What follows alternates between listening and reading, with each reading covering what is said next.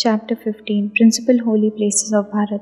Sri Guru lived at the Arogya Bhavani secretly because many people approached him at any time. These included good and bad, honest and dishonest, cunning, rich, poor, deceased, all from all castes, cults, sects, and ages. Parshuram gave the earth in charity to the Brahmins. Still, the Brahmins approached him and asked for more. So Parshuram lived in the sea secretly. Similarly, Sri Guru sent all his disciples on a pilgrimage and himself lived secretly. The disciples asked, Gurudev, why are you indifferent with us? Vedas and Shastras say that all holy places are at thy feet. When Kalpataru is near us, why should we go elsewhere? Shri Guru says, as you are sannyasis, you should visit different holy places and make your mind firm. I shall go to Sri Shaila in Bahudhanya Sanvatsar. You should come and see me there. So we go to holy places as per your instruction, but kindly tell us to which places we should go. Shri Guru says, Kashi is the famous holy place on earth. It's on the bank of Bhagirathi, Ganga. You travel 60 yojans, 2 miles by its bank and observe 60 Krishna Prayashchitas. Then go to Prayag, Allahabad and observe 120 Kricha. There are 25 towns on the bank of river Yamuna and 40 on the bank of river Saraswati. Take bath in the river daily. Thus, this is like performing a sacrifice. One attains Brahma in the end. Travel by the bank of rivers such as rivers Varuna, Kushavarti, Krishnaveni, Vitasta, Saraswati, Marud Vridha, Ashikni, Madhumati, Payasvini, Gritavati, Devnandi, etc. At every place take bath and prayashchitta. Even sin of Brahmahatya is wiped off. Travel by the banks of Chandrabhaga, Revati, Sharayu, Gautami, Vedika, Kaushiki, Mandakini, Sahasravakra, Purna, Bahuda, Aruna. Bathe at the Sangama confluence of rivers is like that of Prayag. There are other holy places as Pushkar, Vairochani, Falgu, Tirtha at Gaya, Setubandha, Rameshwara, Sriranga Padmanabha, Purushottam, Nemi Sharanya, Badrinath, Kurukshetra, Sri Shaila, Pithutirtha, Kedar, Koti, Narmada, Matrukeshwar, Kunja, Kokamukhi, Prabhas, Gokarna, Shankhakarna, Ayodhya, Mathura, Kanchi, Dwarka, Gaya, and Shaligram, Sambhalgram are the 7 cities giving liberation. Traveling by the bank of Godavari gives fruit of doing Vajpaya sacrifice. Visit Bhimeshwar, Vajra Sangam and Kush. Travel by the bank of Purna, Krishna Veni, Tungabhadra, Bhima. Visit Pampa, Saroval, Harihar, Pandharpur, Mrityuling, Gangapur near Bhima Amarja Sangam. There is an Ashpatha on the Amarja and in the north Varanasi. In the east are Papi Vashi Rudrapad, Chakratirth, Keshav Dev, Vinayak, Koti Tirtha, Mamat Kalveshwar, C. Varada Malaprabha Sangam and Nevrati Sangam. When Jupiter is in Leo, all the rivers have union with Ganga, which is Bhagirathi. When Guru is in Vibro, which is Kanya, Bhagirathi comes in Krishna. Have bath in Patal Ganga and see Mallikarjuna. Baths at Kaveri Sangam, Payasvini and Bhavanashrini are virtuous.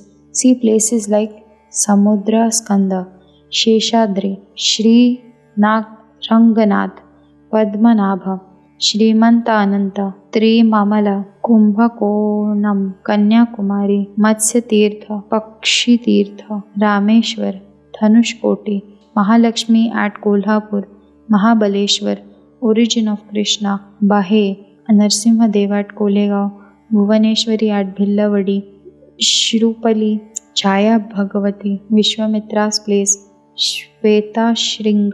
A river is said to be in menses when she gets new rain water, so bath in river is not desirable on that day. All the disciples then bowed to Sri Guru and departed for visiting the holy places. Chapter 16 Greatness of Sri Guru. Nam Dharak says, When all the disciples went away on the pilgrimage, who served Sri Guru? Siddha says, I was the sworn of delusion, but your question has given rise to the sun of knowledge. Shri Guru's life is like Kamadhenu. Shri Guru lived secretly in Arogya Bhavani nearby Chinnar. I was with him at this time.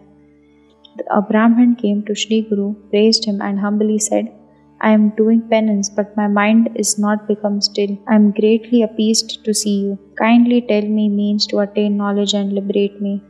The Brahmin further said, Gurudev, I had a Guru. He used harsh words and asked me to do undesirable service. He did not teach me logic, grammar, language, etc. He said that my mind is not still, so I left him in anger. Shri Guru said, You are a fool, harming yourself and being treacherous to Guru. You speak ill of Guru. How can you have knowledge? Why did you come to me leaving Guru, who is Kamadhenu? By pleasing the Guru, by service, by giving respect to him, one can know Vedas, Shastras and 8 Siddhis. The Brahmin placed his head on the feet of Sri Guru and asked, Gurudev, kindly tell me who is a Guru and how to serve him. Shri Guru says, Mother and father are Gurus, Brahma, Vishnu, Mahesh are Gurus. One should serve his Guru with devotion. I will narrate you a tale in this regard. Dhyoma Rishi lived at Dwaravati. He had 3 disciples, Aruni, Vaid and Upamanyu. In former lives, the Guru tested his disciples before giving knowledge to them. Dhyoma said to Aruni, Go to my field and fill it with canal water. Aruni went to the field.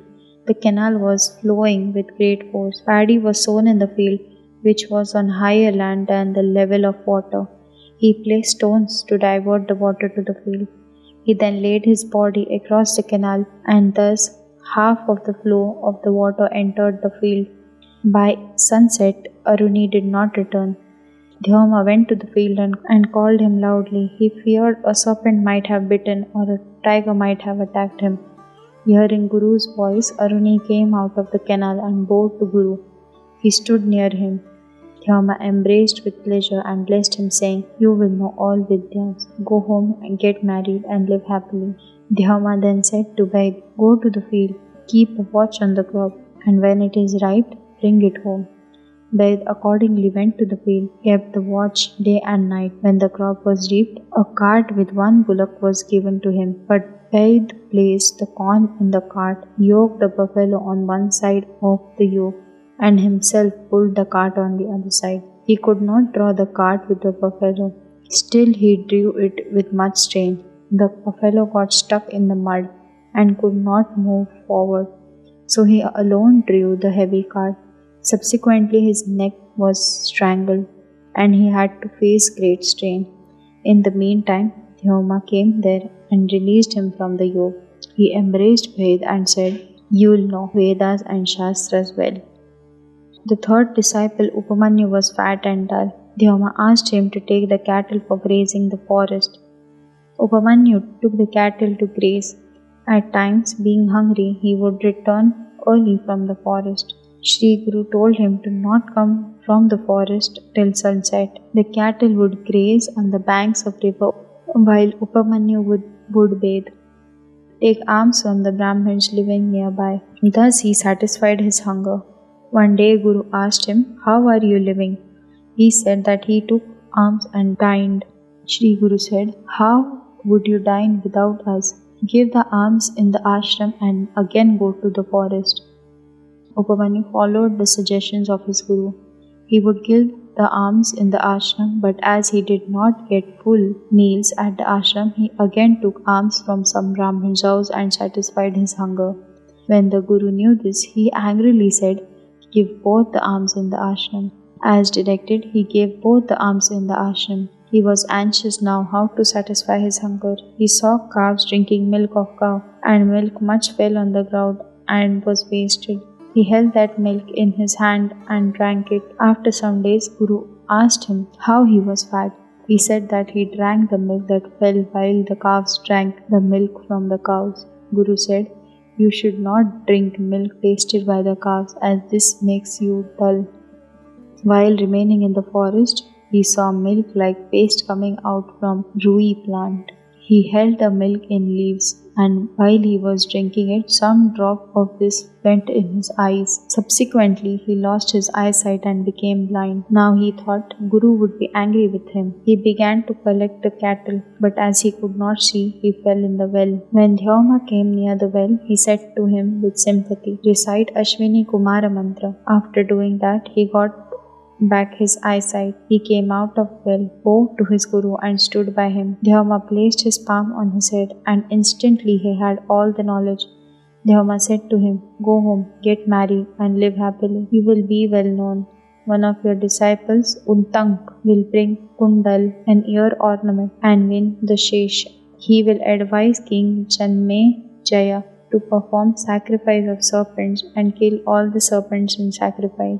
As stated, Uttank caused Janmejaya to perform sacrifice, in which even Indra had come down along with Takshak, the king of serpents. All this due to greatness of Guru. He will liberate you. You should try to please him. The Brahmin said, "Gurudev, you have given me this right advice. As I have offended my Guru, how can I please him now? It is very difficult to appease the wounded heart. I would therefore leave this worthless body of mine." Saying this, he bowed to Sri Guru. Sri Guru realized his repentance and knowing his desires, Sri Guru said, "All your sins are wiped off now. Remember your Guru." Brahman folded his hands and prayed, "You are the Guru of all the world and reincarnation of three gods. How can there be darkness after the rise of sun? You please protect me." Hearing this, Sri Guru was kind to place his right palm on his head, and instantly he had the knowledge of Vedas, Shastras and Mantras. By the touch of philosopher's stone, iron is changed into gold. Similarly, the Brahman had become learned. Sri Guru again asked him to go to his Guru. Brahman went to his Guru. Sri Guru went to Bhuvaneshwari near Bhillavadi and stayed under Audumba tree on the bank of Krishna secretly.